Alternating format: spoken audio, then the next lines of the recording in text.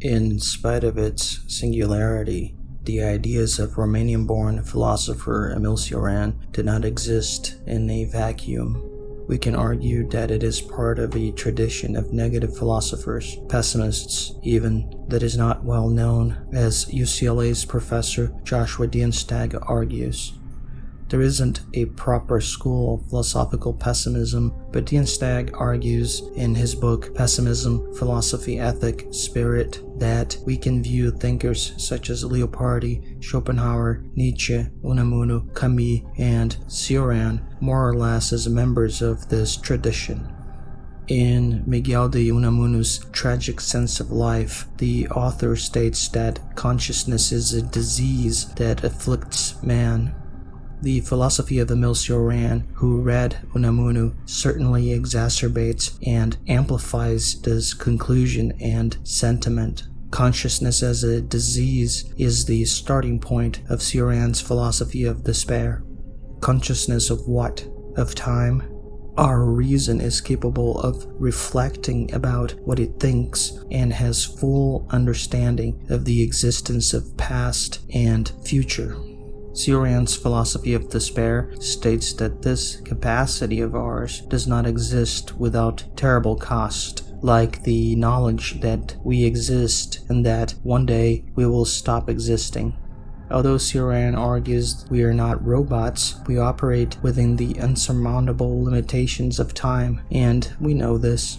The future, therefore, is nothing but a past that has yet to come. We are all going to perish, just like other living beings that inhabit this planet, and this knowledge makes us retroactively non-existent.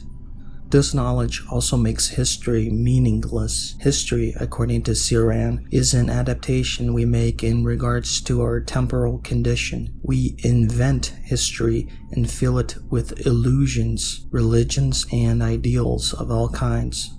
In certain moments, Cioran uses metaphors and mythology in order to express his thoughts. One of the expressions he utilizes for the human condition is the fall into time.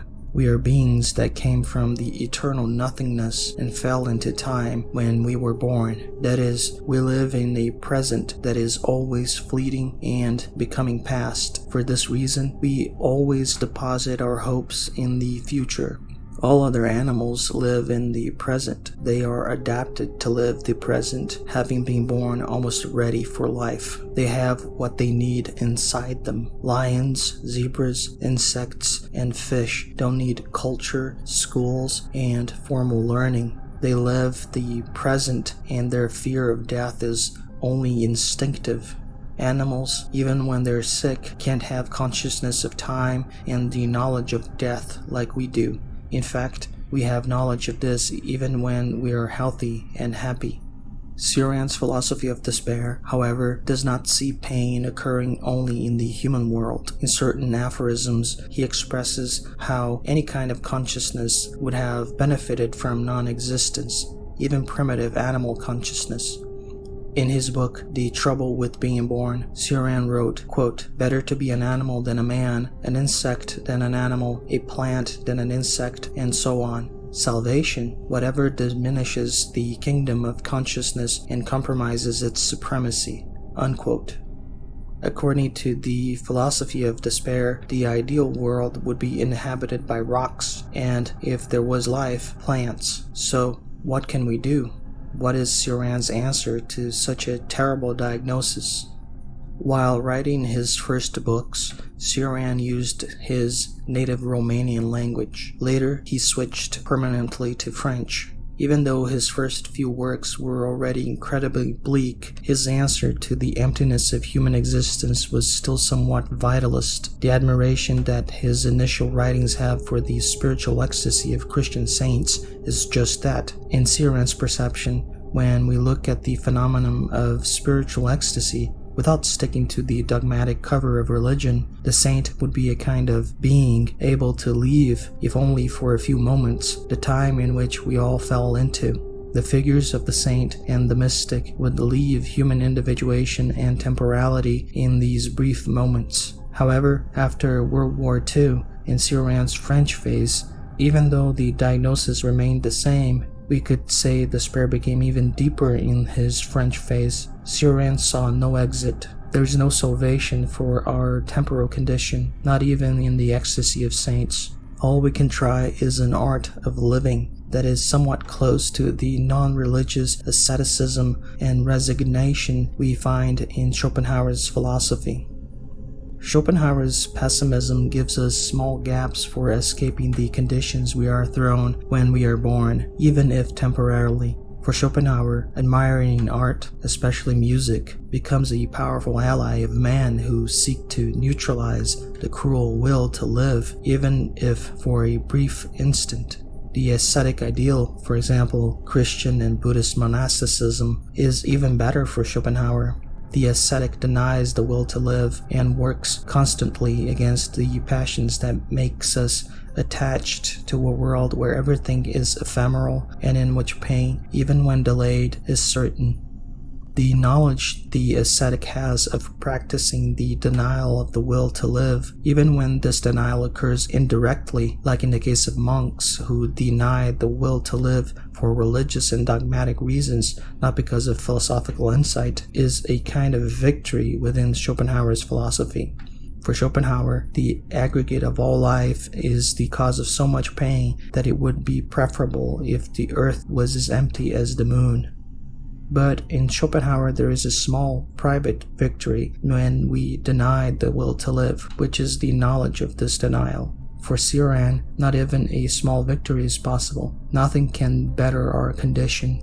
We can only administer the total disaster, in part by isolating ourselves as if we were urban monks.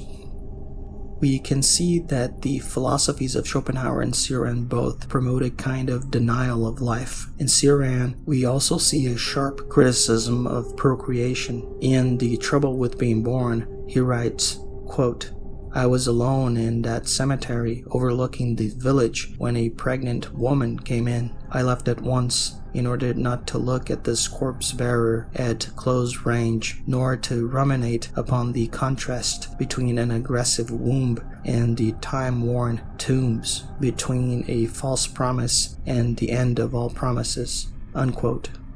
His disapproval of reproduction was not restricted to women and others. In his notebooks, published posthumously, he wrote, quote, "With what I know, with what I feel, I couldn't give life without putting myself in total contradiction with myself, without being intellectually dishonest and morally criminal." Unquote.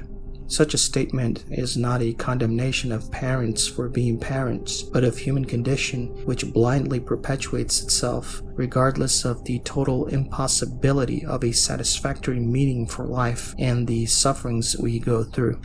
For the philosopher of despair, it would have been better if we remained in potentiality. Again, in The Trouble with Being Born, he writes, quote, "If it is true that by death we once more become what we were before being, would it not have been better to abide by that pure possibility, not to stir from it?